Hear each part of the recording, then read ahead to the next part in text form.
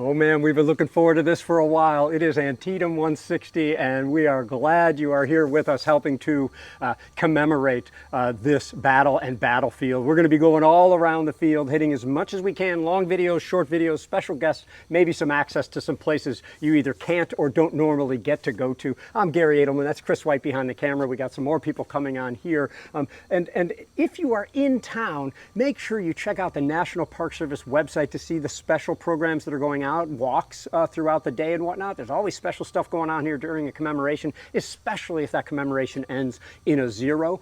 We at the Trust also are hosting 400 members of the Liberty Rifles and the First Section. They're going to be doing the 4th Texas, and they have been working on their kits and their uniforms. Everything looks great. And the First Section, they're going to have live horses and everything like that, pulling cannons and whatnot, stuff you don't get to normally see. And they're going to be on the battlefield, but they'll be on our private property as well. But there are some public times. Check the Liberty Rifles website and their social media to find out when you are able to go and how you were able to get there. So make the most of it. If you can't come, make sure you're interacting with these videos. This is our 4th or 5th Antietam anniversary, so you can go back and see other parts of the field that we've covered before, and we still haven't covered it all. So this is the first video. We got to get the soldiers here, and then we got to talk about an overview of the battle, and that's what we're going to do. So Kris White behind the camera is going to come in front of the camera, and he's going to hand it to Evan Portman. Kris? Thanks, Garry, and thanks for watching. If you can, be sure to subscribe on YouTube. Click the subscribe button, share this with your friends, click the like button, and hit that bell notification. If you're on Facebook, please, hit the like button as well, and share this with your friends as well. We want to make sure that everybody can engage with these that they can. So what I'm going to do is just talk for a few moments about the larger picture of what's happening in August and September of 1862. Essentially, there are two grand movements taking place in the American Civil War. One that's often overlooked, known as the Confederate Heartland Offensive, and that is an offensive that will start out in Mississippi.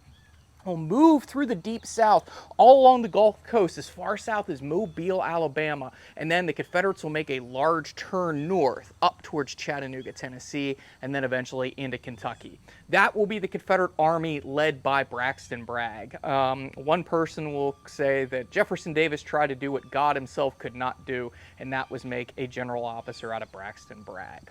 But Braxton Bragg is taking over for a guy named Albert Sidney Johnston, then a guy named Pierre Gustave Toutant Beauregard, and he is now going to be our principal commander in what we call the Western Theater of the American Civil War. The Western Theater is a very strange place. Pennsylvania, Maryland, Virginia, that's the East. Everything else up until the Mississippi is the West. That includes South Carolina, North Carolina, Florida, places on the East Coast. So it's very strange how we call the Western Theater. But Bragg is taking the offensive, and he's moving against another Union army, the Army of the Cumberland, under the command of William Stark Rosecrans, and they will come to ground in places like Richmond, Kentucky, out in Mumfordville, and then, of course, at the Battle of Perryville in October of 1862. So we have a Confederate offensive taking place out in the West. But here in the Eastern Theater, this is probably where most people are more familiar with. The Union commander of the Army of the Potomac is a West Point graduate, Pennsylvania native named George Britton McClellan. McClellan has taken over the largest army on this continent to date after some debacles at the First Battle of Bull Run. He has given this army an esprit de corps, he's reorganized it, he's trained it, and he has made one of the finest armies to march on the North American continent.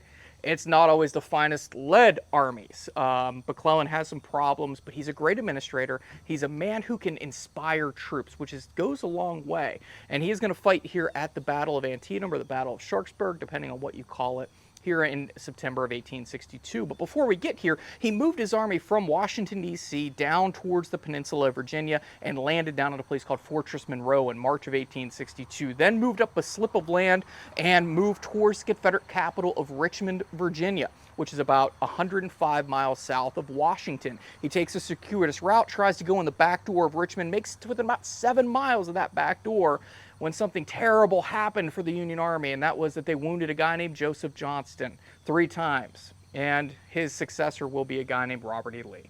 Lee takes over what he constitutes the Army of Northern Virginia and initiates what we call the 7 Days Battles, which will take place in late June and early July of 1862, thwarting George McClellan, even though McClellan's army technically wins time and time again on the peninsula. He's not going to keep that initiative, McClellan won't. Lee will then take the initiative in July and August of 1862 and move his army north, move them away from the Confederate capital. Jefferson Davis, I believe it was said that he felt that Richmond was more safe when its defenders were not close by, because what that meant was there were no other armies trying to come down and take it on. So what Robert E. Lee's army is going to try to do is draw George McClellan's army away from Richmond and up into Virginia. They'll fight at places like Cedar Mountain on August 9th, 1862, and some of the troops that fought in this area at Antietam near the Dunker Church were right beside the Maryland Monument, right beside the Visitor Center down here, fought at a place called Cedar Mountain, a place where the members of the American Battlefield Trust helped to preserve down in Culpeper County. Eventually, those armies will keep moving up towards a familiar place called Manassas Junction, where there's a battle there in late August, and then they will fight at another place called Chantilly. The Confederates are victorious at both sites, and now they're pushing towards the Potomac River, the unofficial border between the Southern Confederacy and the North, the Union, the federal government, the United States. And Robert E. Lee is moving north out of Virginia towards the Potomac River. Braxton Bragg's moving out of Tennessee up into neutral Kentucky at one point, which is now a Union state due to a blunder by a guy named Leonidas Polk. And now we have two Confederate armies moving upwards, up into the north, as it were, close to Cincinnati, Ohio, and close to Washington, D.C. And to talk more about what happens here at Sharpsburg, battlefield at Antietam, I'm going to bring on Kevin Pawlak, our friend from Emerging Civil War. He's also a licensed battlefield guide here at Antietam and works for Prince William County down in Virginia. Kevin's a good friend, and he knows a little bit of something about Antietam. So, Kevin, please take it away. All right, sounds good. Thanks, Chris, and good morning, everybody. Thanks for joining us for the 160th anniversary of the Battle of Antietam. Hope to see you out here today. But if you can't, this is a great place to be with the American Battlefield Trust, who's done a lot of work to make this one of the best preserved battlefields in North America, in my opinion. But in September of 1862, as Chris talked about, Robert E. Lee and the Army of Northern Virginia had the initiative. That was something incredibly important for Lee, because the Federals were dancing to his tune at this point. While Lee crossed the Potomac River September 4th, 5th, and 6th, headed towards Frederick, Maryland, the two Union armies, the Army of the Potomac and the Army of Virginia, were gathering themselves, refitting themselves for another campaign back behind the defenses of Washington. Ultimately, they would be placed under the command of George McClellan, a decision that Abraham Lincoln reluctantly made to place McClellan back in command of those combined armies. But once Lee got to Frederick, he was trying many different things. Some were aims of his own, and others were aims of the larger Confederate government, including bringing Maryland into the folds of the Confederacy, perhaps trying to get foreign recognition from Britain and France, especially, of the Confederacy itself, get the war out of Virginia, bring it into Maryland, let Virginia's farmers reap their harvest and just recover from the armies moving back and forth across their lands. But then also, ultimately, Robert E. Lee is here to fight and win a battle, and if he could do that, everything else could fall into place, including perhaps Confederate independence as well. So while Lee was in Frederick, he anticipated that two Union garrisons in the Shenandoah Valley would leave, being cut off or having Lee's army interposed between them and Washington, D.C. and Baltimore. Those were about 14,000 Union soldiers positioned at Martinsburg and Harper's Ferry, and they did not leave. And so Lee had to split his army in order to try and clear out the Shenandoah Valley so he could use that as a line of supply and communication as he continued moving further west and ultimately north, hopefully, for Robert E. Lee into Pennsylvania. And so Lee divided his army through Special Orders number 191. He split it into 4 different pieces. 2/3 of the Confederate Army, under the command of Stonewall Jackson, would converge on Martinsburg and Harper's Ferry, and while Lee's army was divided, trying to open up the Shenandoah Valley, the rest of his army would sit at the base of South Mountain, about 7 miles off to the east of us. Lee believed he had a lot of time for this. He thought it would take weeks for the Federal Army to recoup itself behind the defenses of Washington, but ultimately that's not what happened, and as Lee later said, he said, "The Federal Army moved more rapidly than was convenient for my purposes," a very nice way of saying he was incredibly surprised by the Federal Army moving out from behind the defenses of Washington under the command of George McClellan. Also, Lee's timetable for the Harper's Ferry operations, the Valley Expedition, fell behind schedule. He expected those to be wrapped up and completed by September the 12th to put his army in a position to reunite. They were not completed by September the 12th. In fact, none of the 3 forces had even gotten to their positions around Harper's Ferry by the 12th. So Lee's timetable fell behind, and also the Union Army, as I mentioned, was coming up from Washington, D.C. They would get to Frederick, the Union Army would, the advanced portions of it on September the 12th. The next day, September 13th, they moved into Frederick itself, the majority of the army, including George McClellan, who said the citizens of Frederick almost pulled him to pieces, was how he described it to his wife, the reception that he got there. And, of course, famously, he would be handed a lost copy of Special Orders Number 191 that came into his hands. We're not going to go too much into the details of 191, but nonetheless, it did at least confirm for McClellan that Lee's army was divided. McClellan decided to attack Lee's divided army the next day on September 14th, Sunday, September 14th, the Battle of South Mountain, while parishioners of the Dunker Church, the building you see here behind me, were worshiping that day and listening to the sounds of the fighting going on South Mountain just 7 miles away. At 3 different passes, the Federals would become victorious at Turner's Gap, Fox's Gap, and Crampton's Gap, the 3 predominant gaps there on the mountain where the fighting took place, driving Lee's army back towards the Potomac River in the direction of Sharpsburg, which is about a mile south of me. And Lee said to one of his subordinate officers, he said, "The day has gone against us, and this army is going to go by way of Sharpsburg across the Potomac River." So just 10 days into his campaign, Lee had settled on the fact that his campaign was over in Maryland, having achieved none of those goals that he came here to achieve. However, when Lee arrived here at Sharpsburg, a couple of different things happened. Firstly, he got a note from Stonewall Jackson written the previous night from Harper's Ferry indicating that Harper's Ferry was about to fall, which would allow Lee to reunite his army. And then also Lee looked around at the ground. He saw high ground here, he saw Antietam Creek in front of him, and so Lee decided to try and resurrect his campaign. By the evening of September 16th, Robert E. Lee had here close to 38,000 soldiers that would come up by the morning of the 17th, leaving behind just 3,000 men under the command of A.P. Hill down at Harper's Ferry. George McClellan had over 60,000 men with him, and so 100,000 soldiers of the United States and Confederate States armies converged on the small farming community of Sharpsburg by Wednesday, September 17th of 1862, the 75th anniversary, by the way, of the signing of the United States Constitution, so a momentous day in American history. McClellan, trying to drive Lee out of Maryland, decided to start his attacks on the north end of the battlefield from about 5:30 until 8:30 a.m., 3 hours of fighting. Joseph Hooker's 1st Corps and Joseph Mansfield's 12th Corps, about 16,000 Federal soldiers, fought in the area around the cornfield, Miller's Cornfield, and the East Woods, about a half mile off to my left, your right, as you're viewing this. Bloody fighting, about 8,000 casualties in those 3 hours of fighting, but by the end of it, the Union 12th Corps had secured the high ground near where we are, the Dunker Church Plateau, where the Visitor Center sits today. Then more Union troops came across Antietam Creek, the 2nd Corps under the command of Edwin Sumner. They split, sending ultimately 2 of his divisions would go towards the Sunken Road and engage in fighting there, but one of his division, John Sedgwick's 5,400 men, advanced into the West Woods that you can see behind me and behind the Dunker Church on the other side there of the Hagerstown Pike. A Confederate counterattack of almost 2 divisions, John Walker's and Lafayette McLaw's divisions, would drive Sedgwick out of the West Woods, suffering over 40% casualties, and then the fighting, for the most part, but not entirely, you'll find out today, there was quite a bit of fighting still left to be here on the northern end of the battlefield, but the major fighting would have slowly moved south, starting about 9:30 that morning to a place called the Sunken Road, where 2 brigades of Daniel Harvey Hill's division defended that farm lane that sat on a property line between the Roulette and Piper properties. Tremendous amount of fighting there for about 3 hours, a little over 3 hours, leading to 5,500 casualties, and that simple Sunken Road becoming forever known as the Bloody Lane. On the southern end of the battlefield, starting about 9:30, 10 o'clock, Ambrose Burnside and the Union 9th Corps began to try and cross the creek at the lower bridge that would become immortalized as Burnside Bridge. For 3 hours, 3 separate Union attacks were made to try and clear the Confederates away from that bridge. They finally succeeded at about 1 p.m. Burnside then brought the remainder of his corps to the west side of the Antietam Creek, and by 3 o'clock in the afternoon of September 17th, Burnside's 8,000-man troops started moving forward to strike the weakened south end of Robert E. Lee's line.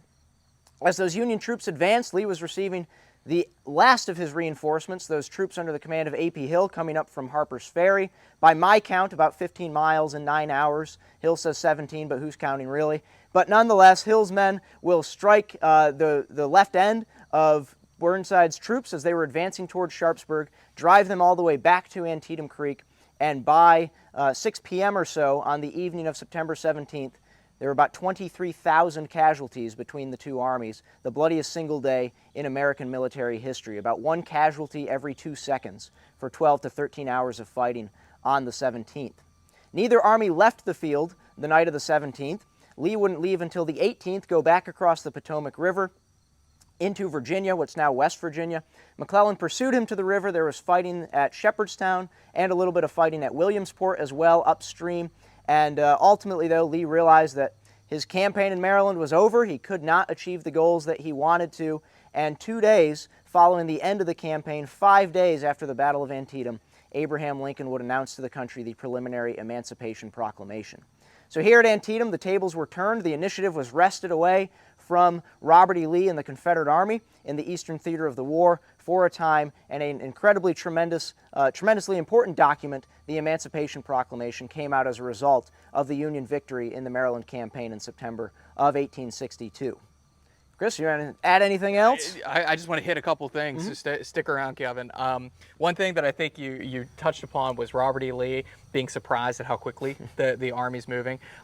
When George McClellan takes over or whenever Robert E. Lee takes over the Army in Northern Virginia, McClellan will write something along the lines of, I would rather face Robert E. Lee because this guy doesn't have the fortitude that Joseph Johnston has. And talk about misjudging your enemy.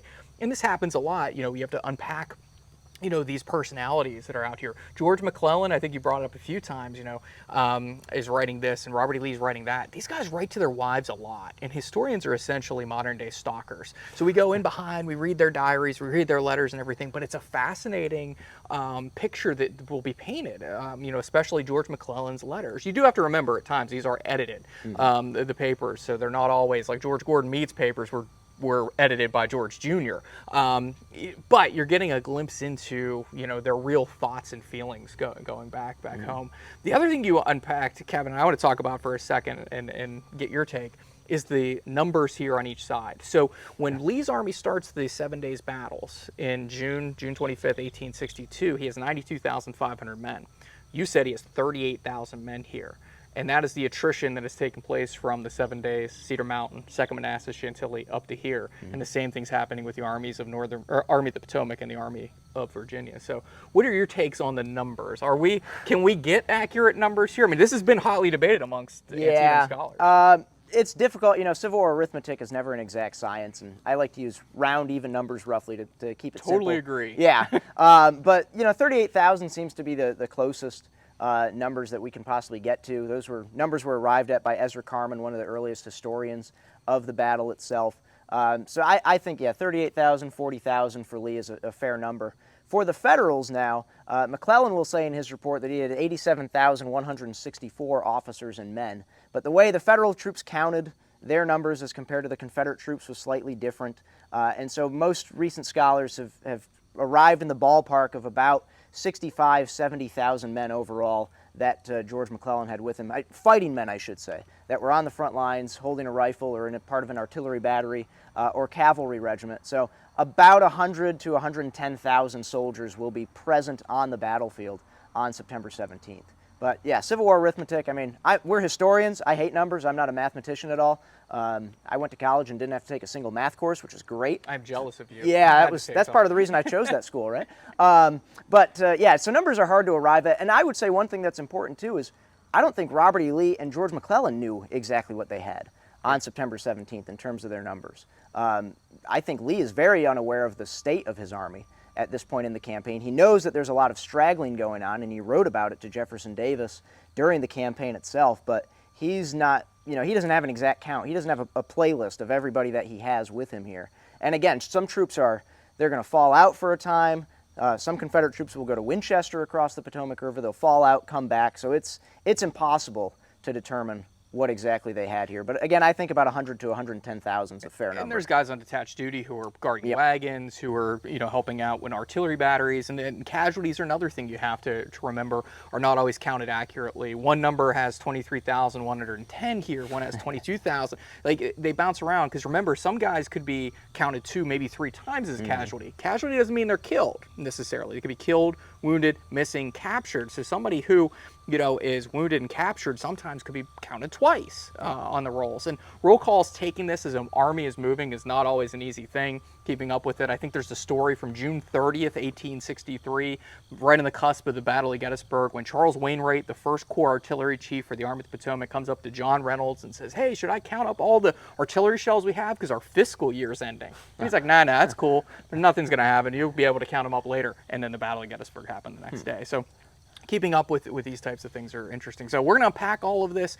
If you're a member of the American Battlefield Trust, thank you so much for helping to put this Antietam battlefield back together. We'll talk a little bit about preservation out here, but this battlefield just in the 1980s wasn't even a portion of what it is today due to the Save Historic Antietam Foundation, the members of the American Battlefield Trust, who have been preserving land out here to put this battlefield back together and to give you the 1862 view out here. So we hope that you'll check us out over on YouTube. Please hit that subscribe button, hit the bell notification, hit the like button, and of course over on Facebook, be sure to like us and share this with your friends and family. On behalf of the American Battlefield Trust, Evan Portman behind the camera, Garry Adelman, Dennis Fry who's hanging out back there, Kevin Pawlak, I want to thank you for watching. I'm Kris White, the Deputy Director of Education for the American Battlefield Trust. I want to thank you for watching and thank you for supporting battlefield preservation and education.